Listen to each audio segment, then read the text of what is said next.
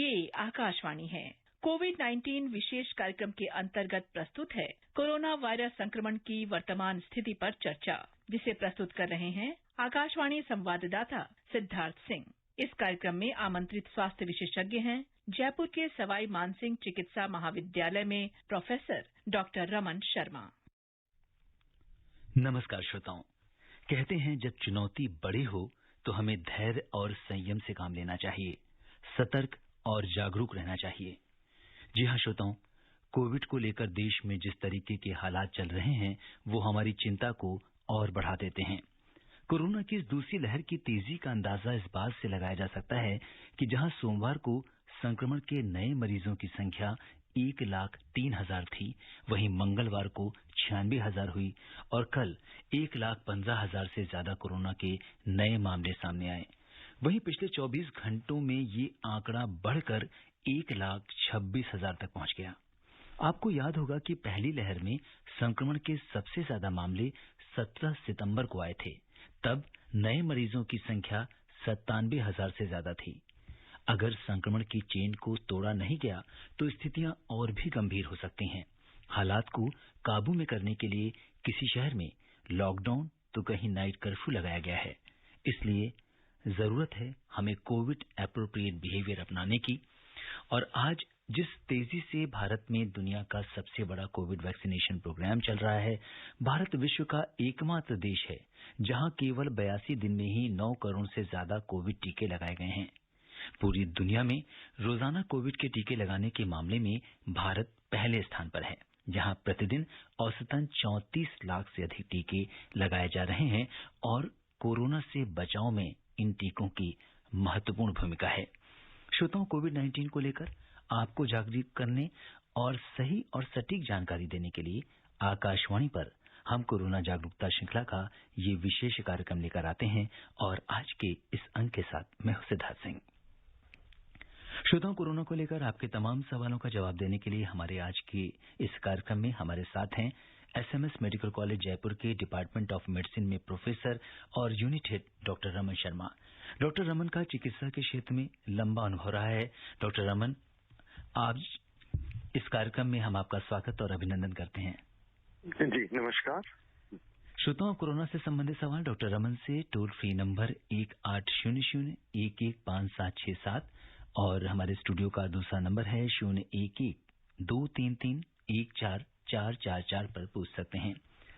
Doctor Raman, इस समय देश में कोरोना की स्थिति चिंताजनक है और पिछले 24 घंटों में रिकॉर्ड 1,26,000 से अधिक संक्रमण के नए मामले सामने आए हैं। आप कोविड की मौजूदा स्थिति के बारे में क्या कुछ कहना चाहेंगे? जी, ये बात बिल्कुल सही है कि दिन प्रतिदिन कोरोना का जो प्रभाव है वो बहुत ही बढ़ते जा रहा है। नंबर ऑफ केसेस जो हैं डे बाय डे, वीकली बहुत ज्यादा राइज, इतना एक्सपेक्ट नहीं किया था, पर ये अब अपने सामने स्थिति है तो इससे निपटना एक बहुत बड़ी चुनौती है। और इसमें जैसा कि पहले कहा गया था, पिछले साल भी शुरू में कहा गया था कि कोविड एप्रोप्रिएट बिहेवियर सबसे इम्पोर्टेंट, उसी की पालना करनी है। अब हुआ ये कि कुछ टाइम पहले, 1-2 महीने पहले कोरोना थोड़ा सा हल्का पड़ गया था, उसकी गति जो थी, रफ्तार जो थी वो कम पड़ गई थी, तो इसलिए लोगों ने सोचा काफी रिलैक्सेशन हो गया लोगों में।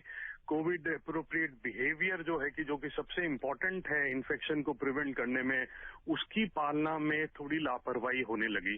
जिस तरह से जब लापरवाही हुई तो भीड़ भाड़ में लोग इकट्ठा हो रहे हैं और मास्किंग का ध्यान नहीं रख रहे हैं, डिस्टेंसिंग का ध्यान नहीं रख रहे हैं, जो कि 2 बहुत ही इम्पोर्टेंट चीजें हैं। तो इसके कारण ये जो छूट हुई है, लापरवाही हुई है अपने से, उसकी वजह से ही ये आज स्थिति है। जी, और डॉक्टर रमन, इस समय कोरोना की रोकथाम के लिए सरकार द्वारा 5 पॉइंट प्रोग्राम चलाने के लिए कहा गया है, जिसमें टेस्टिंग को बढ़ाना, आइसोलेशन, हेल्थ सर्विसेज को बेहतर करना, कोविड एप्रोप्रिएट बिहेवियर और टारगेटेड वैक्सीनेशन शामिल है। कितना इम्पोर्टेंट है ये सब चीजें? ये सारे बिंदु बहुत ही मायने रखते हैं और हर एक चीज बहुत इम्पोर्टेंट है कि जैसे ही सिम्टम हो तो उसको आइसोलेशन करना चाहिए। उसके साथ जो संपर्क में आए हैं लोग, उनको ट्रैक करना चाहिए, उनको भी होम आइसोलेशन कराना चाहिए और इसी तरह से जितने भी लोग संपर्क में आए हैं सैटेलाइट केस के, उनका टेस्टिंग होना चाहिए और उनका होम आइसोलेशन होना चाहिए, जिससे कि वो कम्युनिटी को स्प्रेड करने से रोकें। और वैक्सीनेशन का तो ज्यादा चल ही रहा है अपनी। वैक्सीनेशन की भी धीरे धीरे जैसे जैसे एज ग्रुप डेफिनेशन के अकॉर्डिंग अपन उसको लगवा रहे हैं वैक्सीनेशन, वो तो बहुत ही जरूरी है। आगे के टाइम में वैक्सीनेशन ही ध्यान में आएगा, वही काम करेगा। और बाकी कोविड अप्रोप्रिएट बिहेवियर तो शुरू से यही कहा जा रहा है।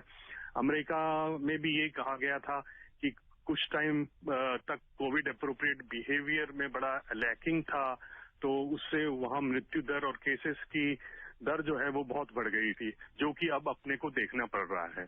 जी, और आज स्वास्थ्य मंत्री का बयान भी आया है, क्योंकि वैक्सीन को लेकर जो लोग तरह तरह की अफवाहें फैला रहे हैं, चाहे वो वैक्सीन की अवेलेबिलिटी को लेकर हो, उन्होंने कहा है कि बिल्कुल प्रचुर मात्रा में हमारे पास वैक्सीन अवेलेबल हैं और जो भी हमारे पास टारगेटेड ग्रुप हैं उनको आगे आकर वैक्सीनेशन लगवाना चाहिए।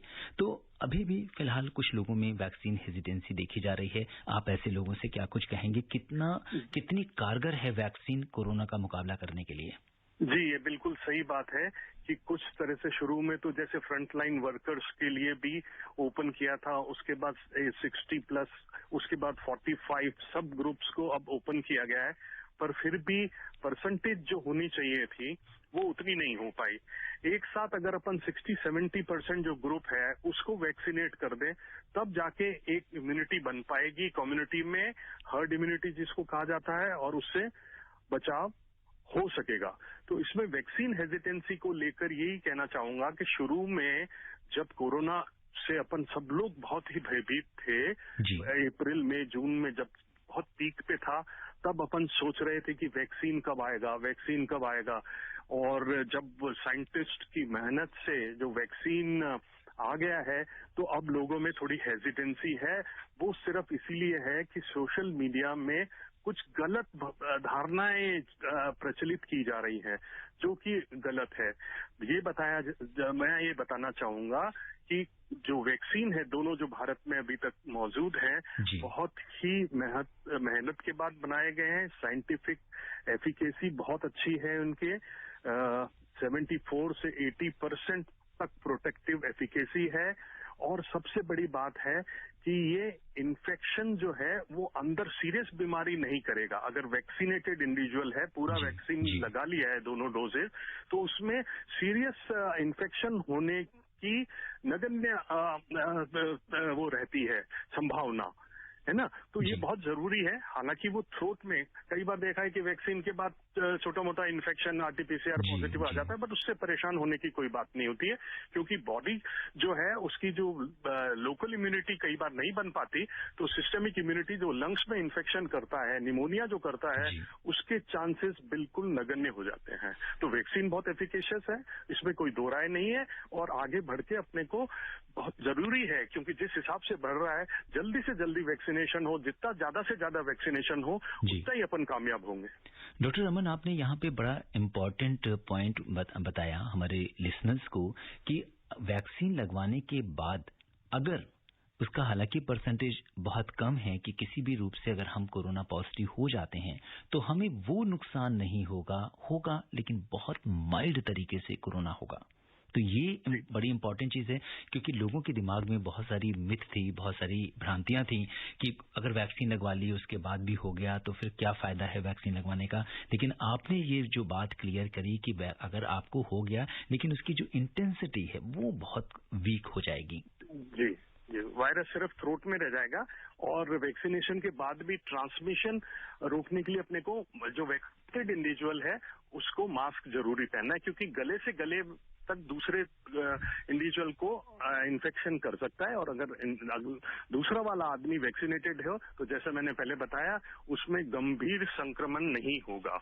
जी, और डॉक्टर रमन, संक्रमण के बढ़ते मामलों पर काबू पाने के लिए लोगों की भागीदारी यानी पब्लिक पार्टिसिपेशन पर बहुत जोर दिया गया है, और प्रधानमंत्री जी ने भी कोरोना से बचाव में जन भागीदारी या जन आंदोलन पर जोर दिया है। आप इस पर क्या कहेंगे? जी, बहुत ही जरूरी है। भारत सरकार, राज्य सरकार बहुत ही युद्ध स्तर पर काम कर रही है, बहुत अच्छी तरह गियर्ड है। इसमें ये मैं बताना चाहूंगा कि उतनी ही इम्पोर्टेंट जनता की भागीदारी है। ये शुरू से अपने को समझना चाहिए और आगे तो और भी जरूरत है समझने की कि जो दिशा निर्देश सरकार द्वारा जारी होते हैं, जैसे कि कोविड अप्रोप्रिएट बिहेवियर, कम से कम लोगों से मिले, अननेसेसरी ज्यादा गैदरिंग न करें, तो ये बहुत ही इम्पोर्टेंट पॉइंट्स हैं जिससे कि अपन इसमें काबू पा लेंगे। जी, और इस समय बहुत सारे हमारे श्रोता हैं डॉक्टर रमन जो पूरे देश से हमारे साथ कार्यक्रम में जुड़ रहे हैं और सबसे पहले हम कॉल लेते हैं दिल्ली से हमारे फर्स्ट कॉलर पवन कुमार जी की। पवन कुमार जी नमस्कार। सर नमस्कार जी, स्वागत है आपका कार्यक्रम में, बताइए क्या जानना चाहते हैं। बहुत बहुत धन्यवाद। सर कोविड को लेके अवेयरनेस बहुत है अपना यहाँ पर हर माध्यम से। मैं डॉक्टर पवन हूँ, मैं प्रैक्टिस करता हूँ दिल्ली में। जी जी जी। मैं एक सवाल करना चाहता हूँ, वैक्सीनेशन के बाद क्या हम पेशेंट्स को जो नॉर्मल पेन किलर वगैरह ये सब एडवाइस कर सकते हैं क्या, या एंटीबायोटिक्स जनरल? जी, बहुत एक डॉक्टर से डॉक्टर का सवाल है। जी बताइए डॉक्टर साहब। जी, ये आपका सवाल जो है बहुत ही अप्रोप्रिएट है। वैक्सीन लगने के बाद मामूली साइड इफेक्ट है फीवर आना। अगर फीवर आता है तब अपन पैरासिटामोल, जो कि सेफेस्ट दवाई है, उसका इस्तेमाल कर सकते हैं। बट डेफिनेटली एंटीबायोटिक का किसी तरह का कोई रोल नहीं है, ना कोविड इन्फेक्शन में, ना वैक्सीनेशन के बाद जो उसका मामूली सा एडवर्स इफेक्ट है उसमें। तो एडवर्स इफेक्ट में बुखार आना, हाथों पांव में दर्द होना, हेडेक होना, उल्टी सा लगना, जी मिचलाना, इस तरह की 1 या 2 दिन के लिए साइड इफेक्ट हो जाते हैं। उसके लिए सिंपल पैरासिटामोल और आराम की जरूरत है। जी, और हमारे अगले कॉलर हिमाचल प्रदेश से नीरज कुमार जी हमारे साथ कार्यक्रम में अपने सवाल के साथ जुड़ गए हैं। नीरज जी नमस्कार। जी नीरज जी नमस्कार, कार्यक्रम में आपका स्वागत है। सर नमस्कार जी, बताइए, हिमाचल प्रदेश से आप बोल रहे हैं, बताइए क्या जानना चाहते हैं। मतलब इस बीमारी से बचने के लिए क्या उपाय करने चाहिए? जी डॉक्टर रमन, इस समय हर व्यक्ति एक बड़ा सहमा है, तो क्या उपाय करने होंगे इस बीमारी से बचने के लिए? जी, मैं आपसे कहना चाहूंगा, आज तो हर जने को ये पता है, हर नागरिक को ये पता है कि इस बीमारी से बचने के लिए क्या उपाय हैं। देखिए, बहुत ही जनता की भागीदारी सबसे जरूरी है। उसमें आप अननेसेसरी ज्यादा सोशल गैदरिंग्स वगैरह में हिस्सा न लें, मास्क जरूर पहने, सैनिटाइजर का इस्तेमाल करें और सोशल डिस्टेंसिंग रहें। जब तक जरूरी नहीं हो तब तक आप घर से बाहर न जाएं। यही कोविड अप्रोप्रिएट बिहेवियर कहलाता है और इसकी पालना सबको करनी चाहिए। जी, और डॉक्टर रमन, अक्सर हमने ऐसा स्टडीज में भी और लोगों के बीच भी देखा है कि जो ज्यादातर लोग जो पॉजिटिव हुए हैं वो कहीं ना कहीं ऐसे स्थान पे होके आए हैं, या उन्होंने किसी फंक्शन को अटेंड किया है, या कहीं पे गैदरिंग में इकट्ठा हुए हैं। और खासतौर से जब हम किसी गैदरिंग या फंक्शन में जाते हैं तो हम वहाँ पे साथ में जो खाना पीना होता है, जब हम मास्क उतार देते हैं सारे लोग, उस समय इन्फेक्शन के चांसेस काफी बढ़ जाते हैं। क्या कहेंगे आप? जी बिल्कुल बिल्कुल, बहुत सटीक बात कही है आपने। इसमें सबसे ज्यादा, जैसे आपने देखा हो कि इवेंट, सोशल इवेंट को लेकर आए, जैसे मैरिज में पार्टिसिपेट किया।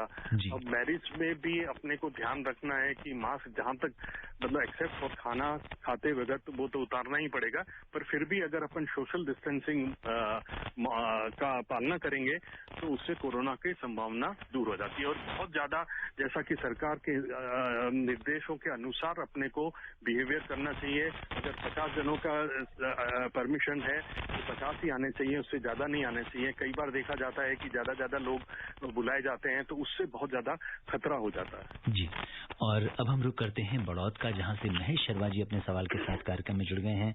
महेश जी नमस्कार, स्वागत है आपका कार्यक्रम में। नमस्कार जी। जी महेश जी, बताइए क्या जानना चाहते हैं। मैंने जो है 25 तारीख में 25 मार्च में वैक्सीन लगवाई थी जी, और मुझे बहुत अच्छी सफलता मिली है। ना तो कोई दर्द हुआ, ना बुखार हुआ जी। जी, और मैं सभी दोस्तों को, पूरे देशवासियों को अपने जुबान से कहना चाहता हूँ कि वैक्सीन सभी लगवाएं। जी डॉक्टर रमन, देखिए महेश शर्मा जी हमारे बड़े जागरूक श्रोता हैं और इस कार्यक्रम से जो भी जानकारी वो उन्हें मिलती है वो उसे दूसरों तक पहुंचाने का काम करते हैं। और उन्होंने जब अपना फर्स्ट हैंड एक्सपीरियंस वैक्सीन लगवाने का बताया है कि उन्हें कोई प्रॉब्लम नहीं हुई, तो मुझे लगता है कि हमारे बहुत सारे लिसनर जो इस प्रोग्राम को बहुत ही अच्छा संदेश दिया है इन्होंने। और ज्यादातर लोगों में किसी तरह की कोई प्रॉब्लम नहीं होती है। मामूली सा इंजेक्शन साइट पे हल्का सा दर्द हो सकता है कुछ मिनट्स के लिए या कुछ घंटों के लिए, पर उससे बिल्कुल घबराने की जरूरत नहीं है। और इसमें बहुत अच्छा संदेश गया है। जी। और अब हम रुख करते हैं जोधपुर राजस्थान का, जहां से राजा राम जी हमारे साथ कार्यक्रम में जुड़ गए हैं। हेलो राजा राम जी, नमस्कार। जी नमस्कार सर, आपको भी नमस्कार और डॉक्टर साहब को भी मेरा नमस्कार। नमस्कार। जी राजा राम जी बताइए, क्या जानना चाहते हैं आप? जैसे अब ये कोरोना नई स्ट्रेन में आ रहा है तो अभी इनके नए नए लक्षण है, जैसे भूख नहीं लगना और कमजोरी होना, ये भी कोरोना के लक्षण है। तो सर क्या कोरोना अपना रूप बदल रहा है या बदलते रहता है, इसके बारे में? नहीं, देखिए मैं इसके बारे में बताऊंगा। जो सिम्टम्स पहले वाले, अभी ज्यादातर स्ट्रेन वही पुराने हैं जो ओरिजिनल स्ट्रेन था। इसमें बदलाव बहुत कम देखने को मिला है, इतना ज्यादा नहीं मिला है अपने भारतवर्ष में। और सिम्टम्स में ऐसा कोई बिल्कुल नया नहीं है, बट थोड़ा सा ये है कि यंगस्टर को ज्यादा अफेक्ट कर रहे हैं। वो तो उनके सोशल मूवमेंट की वजह से, क्योंकि वो बहुत ज्यादा घूम रहे हैं या पार्टीज कर रहे हैं या कुछ सुपर स्प्रेडर बन रहे हैं इस तरह से। अदरवाइज सिम्टम्स में कोई ऐसा नहीं है। और कुछ महाराष्ट्र में जैसे बहुत ज्यादा फैला है, तो कुछ बच्चे भी इस इन्फेक्शन में ग्रसित हो रहे हैं, जो कि पिछली वाली जो फर्स्ट वेव थी उसमें नहीं थे। सिम्टम वाइज वही है, बुखार होना, हेडेक होना, हाथ मांसपेशियों में दर्द होना और पेट में थोड़ा सा गड़बड़ होना, इस तरह से है। बाकी ऐसा कोई बहुत सिम्टोमेटोलॉजी में कोई स्वरूप नहीं बदला है। जी। और जो श्रोता हमसे कार्यक्रम में अभी अभी जुड़े हैं, उन्हें हम बता दें कि आज के कोविड-19 पर इस विशेष कार्यक्रम में श्रोताओं के सवालों का जवाब दे रहे हैं एसएमएस मेडिकल कॉलेज जयपुर के डिपार्टमेंट ऑफ मेडिसिन में प्रोफेसर और unit head doctor Raman Sharma. आप भी डॉक्टर रमन शर्मा से हमारे स्टूडियो के टोल फ्री नंबर पर फोन कर सकते हैं। हमारा टोल फ्री नंबर है 1800-115767। और अब हम रुक करते हैं दोबारा से हिमाचल प्रदेश में कुल्लू का, जहां से राजू सिंह जी कार्यक्रम में जुड़ गए हैं। राजू जी नमस्कार। सर नमस्कार। जी राजू जी बताइए, नमस्कार, क्या जानना चाहते हैं? सर मेरे दो प्रश्न है सर। एक ये जो है अब ये जो कोरोना की सर की कह रहे दूसरी लहर आ रही है, जी तो सर लॉकडाउन को इसका हल खड़ी है, तो मुझे लगता है इसका कोई जो प्रॉपर हल हमें खोजना पड़ेगा।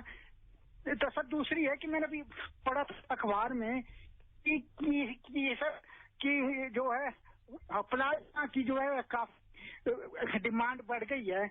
क्या ये बात सही है कि इससे हो सकता है कोरोना का इलाज? जी, जो दूसरा सवाल है वो आपकी किस चीज की डिमांड बढ़ गई है? जी डॉक्टर साहब, इनका दूसरा सवाल शायद क्लियर नहीं है, लेकिन पहला इन्होंने पूछा है कि लॉकडाउन या कर्फ्यू ये कोरोना के संक्रमण की रोकथाम के लिए कितना कारगर सिद्ध होता है? देखिए, शुरू में जब कोरोना फैला था तब तो सारी कंट्रीज ने लॉकडाउन फेसिक वे में किया ही था, पर उसके बहुत अच्छे परिणाम नहीं रहे। तो इसलिए अब बहुत लिमिटेड कंट्रीज में ही लॉकडाउन लगा है, बहुत ज्यादा नहीं लॉकडाउन को फेवर किया जा रहा है। और जहां तक नाइट कर्फ्यू का सवाल है, अगर आप रात में वैसे ही घर में रहेंगे तो ऑब्वियसली कुछ घंटों के लिए तो राहत मिलती है। और नाइट कर्फ्यू सब जगह इम्पोज हो रहा है, धीरे धीरे हर शहर में इम्पोज हो रहा है, तो उसका डेफिनेटली रोल तो है ही। पर दिन में जो अपने को कोविड अप्रोप्रिएट बिहेवियर है उसको नहीं भूलना चाहिए कि रात का कर्फ्यू है वो अपनी जगह है, कोविड अप्रोप्रिएट बिहेवियर अपनी जगह है दिन का। जी, वो बिहेवियर हमको दिन हो या रात हो, जब भी हम बाहर हैं हमें उससे अपनाना है। और अब हम रुक करते हैं जम्मू का, जहां से अशोक गुप्ता जी कार्यक्रम से जुड़ गए हैं। अशोक जी नमस्कार। नमस्कार जी। जी, स्वागत है आपका कार्यक्रम में। Thank you. अशोक जी बताइए, क्या जानना चाहते हैं? डॉक्टर साहब, ऐसा है कि मैंने कोविशील्ड की जो है वैक्सीन लगाई थी first of this month, in fact March को, 1 मार्च को। तो अब मुझे कोविशील्ड की सेकंड ड्यू जो है वो 6 हफ्ते जो है उसके बनते हैं 12 अप्रैल को जी। तो अगर मैं एग्जैक्टली 6 हफ्ते और 8 हफ्ते का जो है इसमें कोई वेरिएशन तो नहीं रहती है इन रेजिंग ऑफ द एफिकेसी? और बहुत अच्छा सवाल पूछा है। इसमें आपको जो प्रोटोकॉल है उसको फॉलो करना चाहिए। 6 से 8 हफ्ते का ही टाइम है और इसमें ऐसा देखा गया है कि जब 6 से 8 हफ्ते सेकेंड डोज लगाई जाए जो कि पहले चौथे हफ्ते पे थी, तो उसमें एंटीबॉडी जो बॉडी की इम्यूनिटी है वो ज्यादा स्ट्रॉन्गर वे में बनती है। तो ये सारा एक्चुअली में हुआ क्या कि शुरू में इमरजेंसी ऑथराइजेशन था। उस वक्त तक बेसिकली जब भी वैक्सीन ट्रायल्स होते हैं तो डेटा पब्लिश होते हैं बड़े बड़े जर्नल्स में, Lancet, new England journal of medicine. तो कुछ स्टडीज जो बाद में देखी गई उसमें ये देखा गया कि अगर वैक्सीनेशन को डिले किया जाए, इवन अप टू 12 वीक्स तक डिले किया जाए सेकेंड डोज को, तो उसमें एंटीबॉडी रिस्पॉन्स जो कि शरीर की लड़ने की क्षमता जो है वो बेहतर होती है। तो इसके बाद इन्होंने अभी प्रोटोकॉल मॉडिफाई कर दिया गया है और ये बिल्कुल उचित है, कोई दिक्कत नहीं है उसमें। बहुत अच्छा कदम है ये। जी, तो जैसा कि डॉक्टर साहब अब ये 6 से 8 हफ्ते के बीच में कभी भी लगवा सकते हैं कोविशील्ड का दूसरी डोज। अब हम रुक करते हैं दोबारा से राजस्थान का, जहां से रामुल यादव जी कार्यक्रम में जुड़ गए हैं। रामुल जी नमस्कार। जय सिया राम डॉक्टर साहब। जी नमस्कार। हाँ, मैं भी जयपुर जोहटवाड़े का हूँ साहब। मैं नेत्रहीन हूँ और मेरी 83 साल की उम्र है साहब। मैं टीका लगवाने तो जाऊँ मगर जाऊँ कैसे? यहाँ पे भीड़ होती है। तो हम जैसे अकेले आदमी के लिए कोई अपने जयपुर में व्यवस्था है कि विकलांग या नेत्रहीन आदमी कहाँ पर टीका लगवाए? जी डॉक्टर साहब, आप भी जयपुर में ही हैं। जी, आप अपने निकटतम स्वास्थ्य केंद्र में जाकर लगवा सकते हैं। अभी घर पे लगाने का कार्यक्रम नहीं चालू हुआ है, बट फिर आपको मदद लेनी चाहिए। आपकी उम्र 83 है, आप बिल्कुल डिजर्व करते हैं टीका लगवाना और आपको लगवाना ही चाहिए।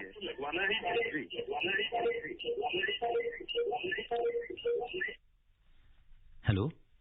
हाँ जी। जी डॉक्टर साहब, बिल्कुल ये बात आपने ठीक कही है कि अगर ये पूरी तरह से एलिजिबल भी हैं और इन्हें टीका लगवा लेना चाहिए। और जैसा कि एक बात और भी चल रही है कि निजी कंपनियों में जहां पे 100 से ज्यादा लोग काम करते हैं वहां भी वैक्सीनेशन कराने की बात सरकार कर रही है और धीरे धीरे इसको गति देने के लिए जैसा कि हम देखें कि छुट्टी वाले दिन भी अब लोगों को वैक्सीन लगवा सकते हैं। बहुत सारे स्टेट्स में हम देखें तो टाइमिंग्स बढ़ाई जा रही है। जैसे दिल्ली में 24 घंटे वैक्सीन लगवाने की सुविधा दी जा रही है। तो सरकार अपने तरफ से हर कोशिश कर रही है कि ज्यादा से ज्यादा लोगों को वैक्सीन लगाई जा सके। बिल्कुल सही। और इस बीच गाजियाबाद का रुख करते हैं, जहां से यामीन जी हमारे साथ कार्यक्रम में जुड़ गए हैं। जी यामीन जी नमस्कार। सर नमस्कार जी। जी यामीन जी बताएं। डॉक्टर साहब को भी नमस्कार जी। नमस्कार सर। मैं यामीन भाई रेडियो वाला चिरौड़ी से बोल रहा हूँ, लोनी के पास से लगा उत्तर प्रदेश। जी यामीन भाई, आपने अपने 2 नाम में भी रेडियो वाला लगा लिया है। जी जी बताइए। मैं ये जानना चाह रहा हूँ जैसे कि हम पब्लिक वॉशरूम को इस्तेमाल करते हैं, क्या इससे भी इन्फेक्शन फैल सकता है? जैसे कि हम दिल्ली में जाते हैं, मैं ये जानना चाह रहा हूँ। जी नहीं, ऐसा नहीं होता। ये रेस्पिरेटरी इन्फेक्शन है और इसमें ड्रॉपलेट्स है। अगर मास्क पहना हुआ है आपने और तो इसमें कोई परेशानी की बात नहीं है। पब्लिक वॉशरूम से डायरेक्टली जी बिल्कुल सही कर रहे हैं आप। जी, और डॉक्टर रमन आपसे ये भी जानना चाहेंगे कि अगर हम दूसरी डोज भी ले लेते हैं तो कितने दिनों के बाद हमारे शरीर में जो रोग प्रतिरोधक क्षमता है वो डेवलप हो जाती है? जी, अगर फुल डोजेस दी गई हैं, दोनों डोजेस, तो उसके 14 दिन बाद एंटीबॉडीज पूरी ब्लड में आ जाती हैं और वो लोअर रेस्पिरेटरी ट्रैक्ट को संक्रमण को बचा लेती हैं पूरी तरह से। उसमें कोई बिल्कुल दो राय नहीं है। और आफ्टर 14 डेज, 2 हफ्ते बाद। जी, तो इस समय ज्यादातर लोगों को अगर हम देखें तो जो मेजॉरिटी है उसे भी पहली डोज ही लगी है। तो पहली डोज लगवाने के बाद लोगों को ये नहीं समझना है कि उनके अंदर पूरी तरह से एंटीबॉडी बन गई है या वो पूरी तरह से सेफ हैं। उन्हें उसी तरीके से प्रिकॉशन लेना होगा जैसे वो पहले ले रहे थे। बिल्कुल सही। और अब हम मध्य प्रदेश में मंदसौर का रुख करते हैं, जहां से बसंती लाल जी कार्यक्रम में जुड़ गए हैं। बसंती लाल जी नमस्कार। हेलो, हाँ जी बसंती लाल जी, जी स्वागत है आपका। मैं सगोरिया स्कूल घाटी, जिला मंदसौर, मध्य प्रदेश से बसंती लाल सूर्यवंशी बोल रहा हूँ। डॉक्टर साहब नमस्कार। नमस्कार सर। हाँ, मैं जानना चाह रहा हूँ कि जैसे कोरोना वायरस का टीका लग रहा है तो 40 साल से ऊपर लग रहा है, तो क्या इसमें जैसे अपन हो जाती है क्या? जी बसंती लाल जी, एक बार अपना सवाल दोहरा दीजिए, आपकी वॉइस ब्रेक हो रही थी। जैसे कोरोना वायरस का भी वैक्सीन लग रही है, टीका 40 साल से ऊपर की उम्र के लोगों को लग रही है, तो जी 45 साल से। जी हाँ जी, 45 साल के, उससे नीचे जैसे 30 साल वाले को लगाते तो कोई दिक्कत तो नहीं है सर, क्या हो जाती है? जी डॉक्टर साहब, ये जानना चाहते हैं कि 45 साल उम्र सरकार ने फिक्स की है, लेकिन अगर इससे नीचे वालों को लगा दी जाएगी तो क्या कोई प्रॉब्लम हो जाएगी? नहीं, उसके नीचे वालों को बहुत लगी है ना, फ्रंट लाइन वर्कर्स सब काफी यंगस्टर हैं हमारे सारे, डॉक्टर्स, रेजिडेंट डॉक्टर्स वगैरह, मेडिकल स्टूडेंट्स, सबों को वैक्सीन लगी है, कोई परेशानी नहीं हुई किसी तरह की। और अब तो आगे 45 इयर्स अभी तो एक ये है, उसके बाद पूरी तरह से खुल जाएगा, एक्सेप्ट पीडियाट्रिक एज ग्रुप जो कि छोटे बच्चे हैं, उसमें अभी वैक्सीनेशन की ट्रायल के रिजल्ट नहीं आए। जब तक ट्रायल रिजल्ट पूरी तरह से सेफ्टी जो इश्यूज पूरे तरह से एड्रेस नहीं कर लिए जाएं, तब तक वो नहीं चालू होगा। राइट, प्रेगनेंसी, लैक्टेशन और बच्चे अभी ट्रायल में ही हैं, ये इसका भी ट्रायल के रिजल्ट फिर आ जाएंगे। तो फ्रंटलाइन वर्कर्स, यंगस्टर्स ने खूब लगाया है, मेडिकल स्टूडेंट्स ने काफी लगाया है, नर्सिंग स्टाफ ने लगाया है, टीचर्स ने लगाया है, तो उसमें कोई परेशानी नहीं है, बिल्कुल। और अब हम रुक करते हैं छत्तीसगढ़ में बिलासपुर का, जहां से अमजद खान जी अपने कार्यक्रम। हेलो, अमजद खान जी हमारे साथ जुड़ गए हैं। अमजद जी नमस्कार। नमस्कार सर। जी बताइए, क्या जानना चाहते हैं आप? सर मैं ये जानना चाहता हूँ, मैं शुगर का मरीज हूँ सर, मेरा उम्र 38-39 साल है सर, तो मेरे को वैक्सीन लग जाएगा क्या सर? जी डॉक्टर साहब, शुगर के पेशेंट हैं, एज ग्रुप में भी आते हैं। जो कंडीशंस हैं अभी तक गाइडलाइंस इशू हो जाएंगी शीघ्र ही, ऐसी कोई बात नहीं है। जी जी। और इस बीच लखन लाल जी हमारे साथ कार्यक्रम में जुड़ गए हैं। लखन जी हेलो। हेलो, नमस्ते जी। जी लखन लाल जी नमस्कार, बताइए क्या जानना चाहते हैं आप? सर आज हम ये एडिटोरियल पढ़ रहे थे जी, उसमें सीरम इंस्टीट्यूट के जो है जी मालिक, उन्होंने ये कहा है कि हमको और वैक्सीनेशन का प्रोडक्शन बढ़ाने के लिए 3000 करोड़ रुपए की दरकरार है जी। तो क्या गवर्नमेंट ये प्रोवाइड कर पाएगी? क्योंकि एक ये इसको बढ़ा दिया गया है तो प्रोडक्शन तो बढ़ाना पड़ेगा। जी बिल्कुल, प्रोडक्शन बढ़ाना पड़ेगा और सरकार पूरी कोशिश कर रही है, और हर तरीके से, जैसा कि आप देख रहे हैं कि प्रधानमंत्री जी खुद इन सब चीजों पर नजर रखे हुए हैं, और उन्होंने वायदा किया है कि देश के अंतिम व्यक्ति तक वैक्सीन जरूर पहुंचेगी। अब समय इजाजत नहीं दे रहा कि हम इस चर्चा को आगे बढ़ाएं। डॉक्टर रमन, चलते चलते आप आकाशवाणी के श्रोताओं को क्या कुछ संदेश देना चाहेंगे? जी आपको बताना चाहूँ कि मैं अपन देख ही रहे हैं कि कोविड का जो है संक्रमण, इन्फेक्शन बहुत ज्यादा बढ़ रहा है, तो सबसे जरूरी तो यही है कि कोविड एप्रोप्रिएट बिहेवियर उसका सख्ती से पालन करें, पूरी सोशल गैदरिंग्स वगैरह उसमें बहुत अपना प्रोटेक्शन रखें, और वैक्सीनेशन के लिए आगे आए। इसमें कोई बिल्कुल परेशानी नहीं है, कोई साइड इफेक्ट नहीं है, और हाईली प्रूवन है इसकी सेफ्टी, इसमें कोई परेशान होने की बात नहीं है, और ये जरूर आगे आके लगवाना ही चाहिए। उसी से सब प्रोटेक्शन रहेगा, आगे नहीं फैलेगा और स्थिति आगे भविष्य अपना सुधरेगा। जी डॉक्टर रमन, आप कोविड-19 के इस विशेष कार्यक्रम से जुड़े और आपने श्रोताओं के प्रश्नों का उत्तर दिया, आपका बहुत बहुत धन्यवाद। जी धन्यवाद। श्रोताओं, आज के अंक में बस इतना ही। चलते चलते आपसे यही कहेंगे कि डॉक्टर रमन ने आपको कोविड-19 से बचाव के लिए जो भी सावधानियां बताई हैं, आप उनका पालन कीजिए। 45 वर्ष से अधिक उम्र के लोगों का वैक्सीनेशन चल रहा है, आप अपना टीकाकरण जरूर कराएं। कोरोना का खतरा अभी भी बरकरार है, इसलिए आप बाहर निकलते समय मास्क लगाइए, हैंड हाइजीन के साथ सुरक्षित दूरी बनाए रखिए, क्योंकि बचाव और सावधानी ही कोरोना का इलाज है। आप स्वस्थ और खुशहाल रहें, इसी कामना के साथ दीजिए मुझे अनुमति। नमस्कार। कोविड-19 विशेष कार्यक्रम के अंतर्गत अभी आप सुन रहे थे कोरोना वायरस संक्रमण की वर्तमान स्थिति पर चर्चा, जिसे प्रस्तुत कर रहे थे आकाशवाणी संवाददाता सिद्धार्थ सिंह। इस कार्यक्रम में आमंत्रित स्वास्थ्य विशेषज्ञ थे जयपुर के सवाई मानसिंह चिकित्सा महाविद्यालय में प्रोफेसर डॉक्टर रमन शर्मा। ये कार्यक्रम आकाशवाणी के समाचार सेवा प्रभाग द्वारा प्रस्तुत किया गया। इसे आप हमारे mobile app news on AIR पर भी सुन सकते हैं। इस कार्यक्रम के संबंध में अपनी प्रतिक्रिया आप हमें ईमेल कर सकते हैं